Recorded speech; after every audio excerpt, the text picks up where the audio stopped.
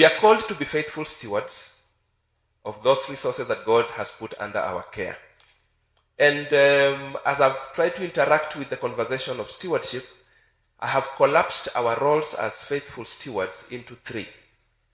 Number one, as faithful stewards, we are supposed to do something to acquire resources. So we have a role of acquiring resources. And that is where work comes in.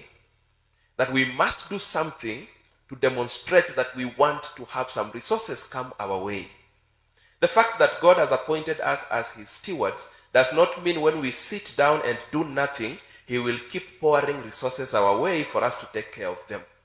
We have to do something for some resources to come our way.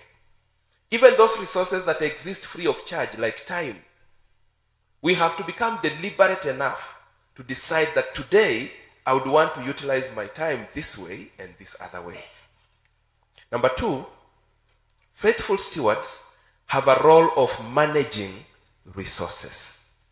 That after you have rolled your sleeves, you have soiled your hands, you have done something, resources have come your way.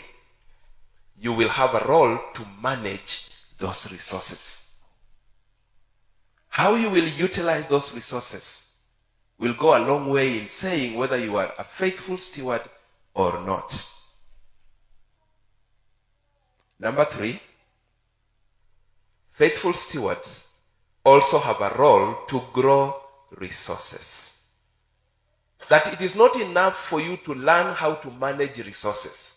If they are not growing, you are not a complete faithful steward.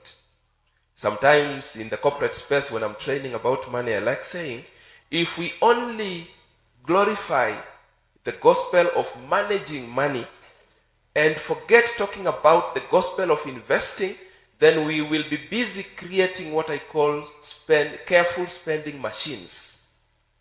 People who are very careful that they should spend their money very well for them not to borrow for consumption. But that can only work for a short period of time.